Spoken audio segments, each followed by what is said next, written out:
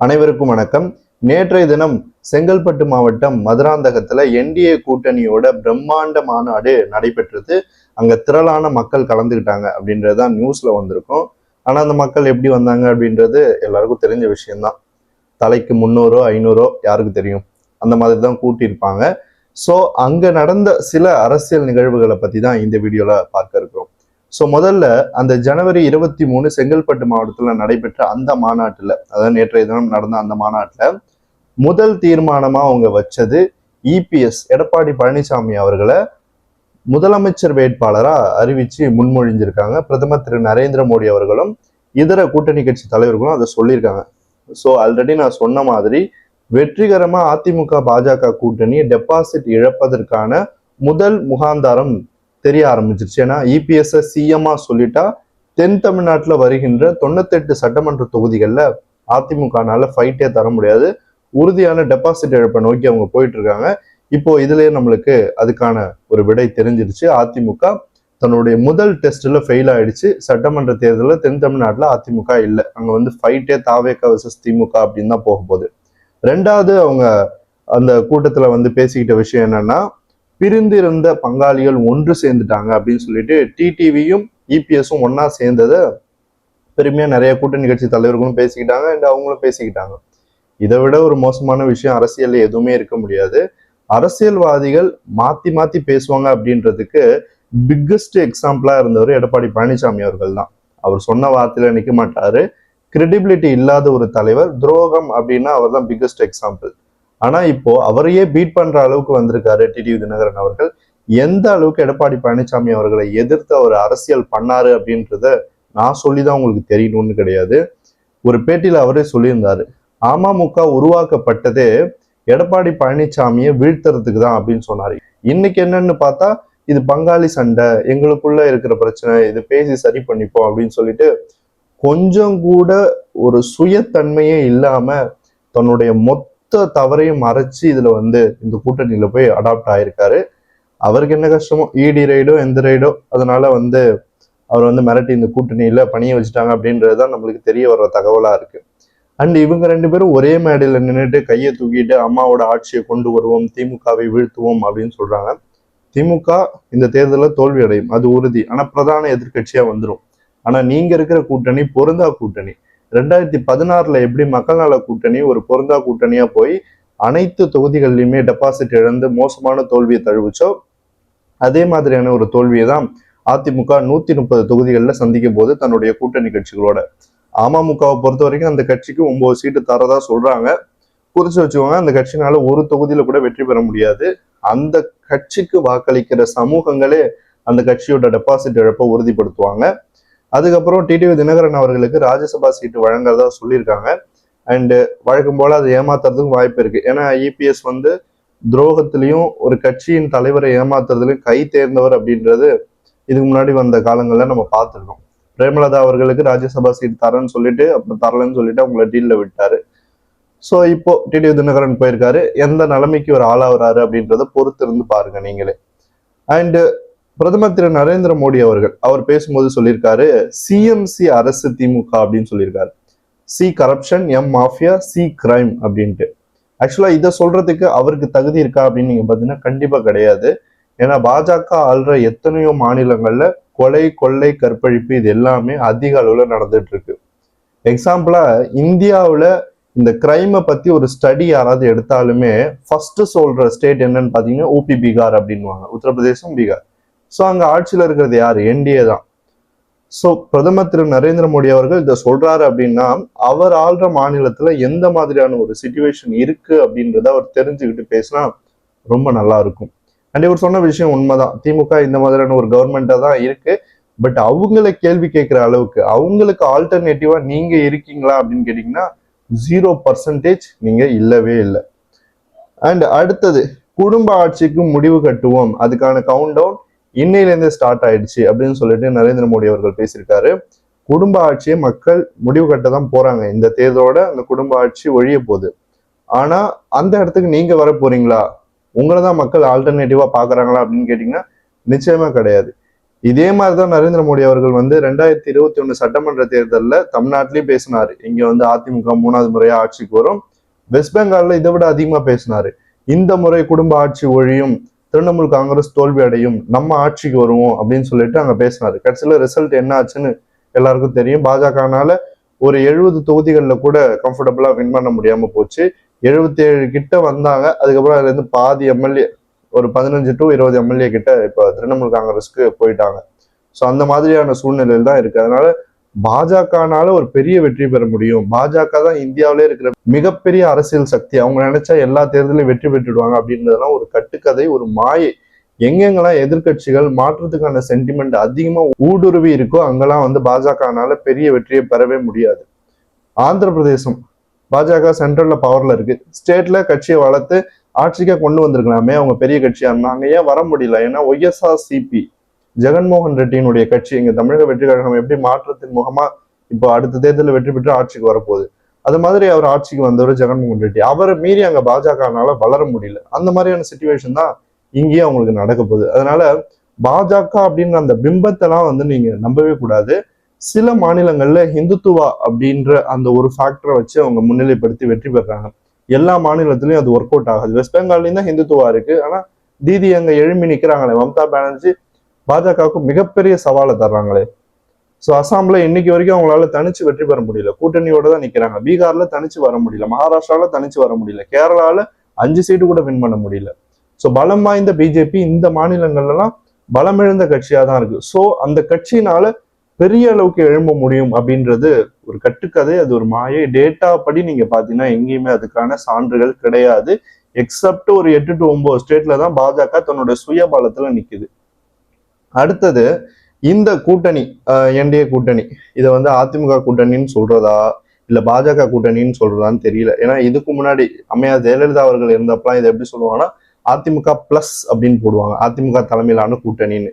ஆனா இப்ப என்னன்னா இபிஎஸ் கேட்டா அதிமுக தலைமையிலான கூட்டணின்னு சொல்றாரு. மோடி அவர்கள் சொல்றது இது என்டிஏ பாஜக தலைமையிலான கூட்டணின்னு சொல்றாரு. ஸோ இந்த ஸ்டேஜ்ல வந்து இந்த பொருந்தா கூட்டணிக்கான கவுண்ட் டவுன் ஸ்டார்ட் ஆயிடுச்சு அப்படின்னு தான் நான் பாக்குறேன். எந்த இடத்துலயும் இந்த கூட்டணிக்கான ஒரு ஒற்றுமை களத்திலையும் தெரியல, இந்த தலைவர்கள் மத்தியிலையும் தெரியல. ஸோ இந்த போட்டோவை பார்க்கும்போதே உங்களுக்கு தெரிஞ்சிருக்கும் எந்த மாதிரி இந்த மீட்டிங் வந்து நடந்திருக்கு. அண்ட் எலெக்ஷன் ரிசல்ட் இப்பவே உங்களுக்கு தெரிஞ்சிருக்கும்.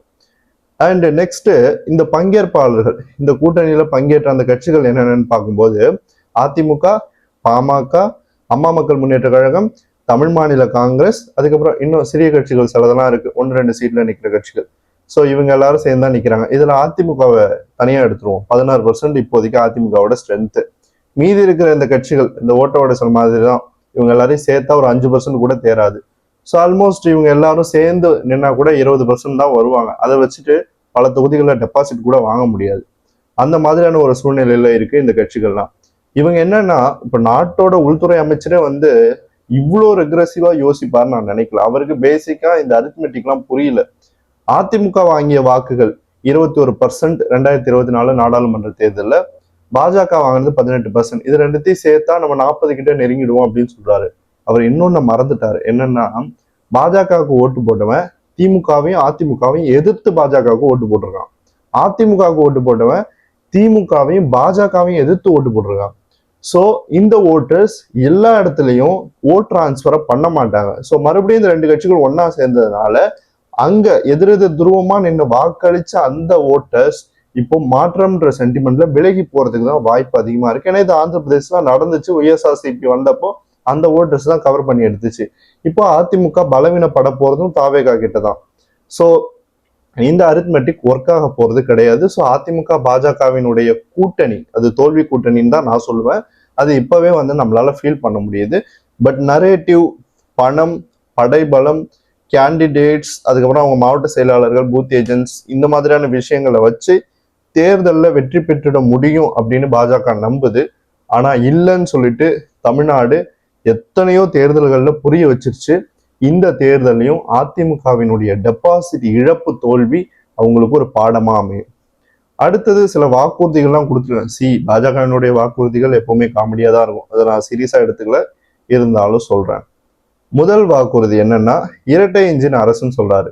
மாநிலத்திலையும் மத்தியிலையும் ஒரே கவர்மெண்ட் இருந்தா சிறப்பான ஆட்சி கொடுப்போம், எந்த பிரச்சனையும் வராது, பெண்களுக்கு பாதுகாப்பு, மாநிலத்தினுடைய நிதி நிலைமையை நம்ம நல்லா வச்சிருப்போம் அப்படின்லாம் சொல்றாங்க. இவங்களோட கவர்மெண்ட் தான் மணிப்பூர்லயும் இருந்துச்சு, சென்ட்ரல்ல இவங்க தான் இருந்தாங்க. அங்க என்ன ஆச்சுன்னு தெரியும்ல, மணிப்பூரே பத்தி எரிஞ்சுது. அங்க பாஜகவோட ஒரு எம்எல்ஏ கூட போய் அந்த பிரச்சனைக்கு நிக்கல. ஸோ இவங்க இங்க தமிழ்நாட்டுல நாங்க நல்லாட்சி கொடுப்போம், மாநிலத்தையும் மத்தியையும் நல்லா பார்த்துப்போம், அண்ட் இந்த ரெட்டை இன்ஜின் சொல்லிட்டு ஒரு தோல்வி அடைஞ்ச இன்ஜின் சர்க்காரை கொடுப்போம் அப்படின்னு சொல்றாங்க. இது ஒர்க் ஆக போறதில்ல. இதை பத்தி பேசி டைம் வேஸ்ட் பண்ண வேணாம். அடுத்த பாயிண்ட், நிதி. அதிக அளவு நாங்க நிதி ஒதுக்குவோம் தமிழ்நாட்டுக்கு. காங்கிரஸ் ஆட்சியில காங்கிரஸ் தமிழ்நாட்டுக்கு ஒதுக்கின நிதி அளவை விட நாங்க அதிகமா ஒதுக்குவோம் இதுக்கப்புறமும் அப்படின்னு சொல்லியிருக்காங்க. ஃபர்ஸ்ட், இவங்க எத்தனையோ ஸ்கீம்ஸ்ல தமிழ்நாட்டுக்கு தர வேண்டிய நியாயமான நிதி பங்கை தரல அப்படின்றதுதான் உண்மை. திமுக அதுல ஒரு இன்டீரியர் அரசியல் பண்ணுதுன்னு வச்சுப்போம். ஆனா இவங்களும் திமுகவுக்கு ஈக்குவலா தான் அரசியல் பண்ணிட்டு இருக்காங்க. ஸோ இவங்க ஜெயிச்சு நிதி ஒதுக்கீடை தருவாங்க அப்படின்னு மக்கள் நம்புறதுக்கு தயாராகவே இல்லை. ரெட்டலை நிக்கிற தொகுதிகளிலே டெபாசிட் இழப்பு உறுதியாகும் போது பாஜக நிக்கிற தொகுதிகள்லாம் படு மோசமான தோல்வியை தழுவும். அடுத்தது, பெண்கள் பாதுகாப்பு. அம்மையார் ஜெயலலிதா அவர்கள் இருந்தப்போ எப்படிப்பட்ட ஒரு பெண்கள் பாதுகாப்பு தமிழ்நாட்டில் இருந்துச்சோ அந்த மாதிரியான ஒரு பாதுகாப்பு சிஸ்டத்தை உறுதிப்படுத்துவோம் அப்படின்னு சொல்லிட்டு எடப்பாடி பழனிசாமியும் சொல்லியிருக்காரு. இவர் பிரதமர் திரு நரேந்திர மோடியும் சொல்லியிருக்காரு. ஆக்சுவலா இவங்க எல்லாருமே மணிப்பூர், மகாராஷ்டிரா, பீகார்லாம் கொஞ்சம் யோசிச்சு பார்த்துட்டு பேசினா நல்லா இருக்கும்.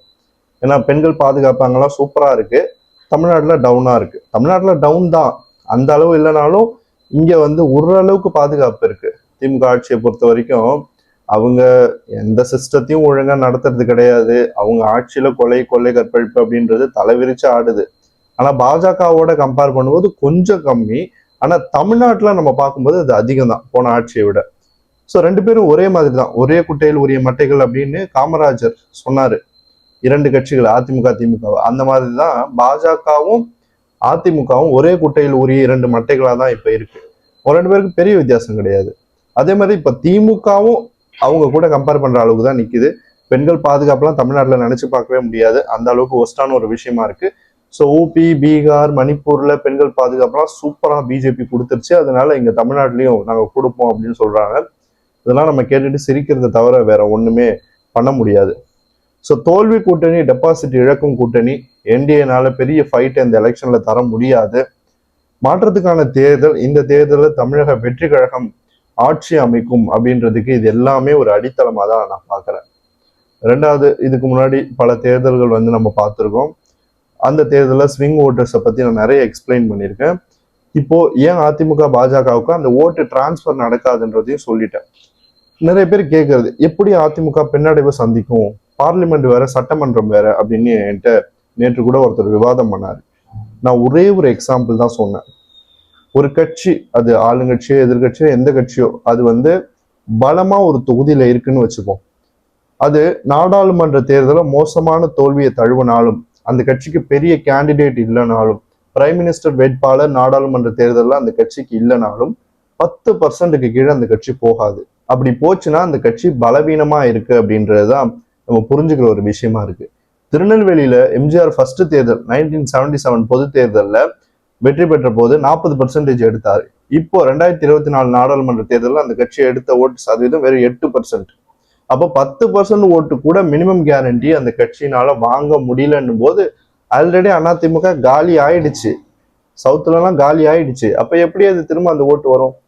அது இன்னொன்னு என்ன சொல்றாங்கன்னா, அது என்டிஏக்கு போயிடுச்சு, திரும்ப அதிமுகவுக்கு வந்துடும் அப்படின்னு. என்டிஏக்கு போனதுக்கு காரணமே அதிமுக எதிர்ப்பு தானே. திரும்ப எப்படி அதிமுக ஏத்துக்கிட்டு அந்த ஓட்டர்ஸ் வருவாங்க? பேசிக் அண்டர்ஸ்டாண்டிங்கே இல்லையே ஓட்டர்ஸ் மத்தின்னு. ஸோ என்டிஏ கூட்டணியினுடைய இந்த தவறான பர்செப்ஷனை மக்கள் முறியடிப்பாங்க அப்படின்றதுல எந்த விதமான மாற்று கருத்தும் இல்லை. செகண்ட் ரவுண்டு சர்வே நான் இப்போ நார்த்தில் ஸ்டார்ட் பண்ணிட்டேன். ஸோ அது பற்றின டேட்டா கூடிய விரைவில் நான் அப்லோட் பண்ணுறேன். தாவேகாவினுடைய அரசியல் வெற்றி என்பது தவிர்க்க முடியாததாக இருக்கும். இது போல இன்னொரு வீடியோவில் உங்களை சந்திக்கிறேன். நன்றி.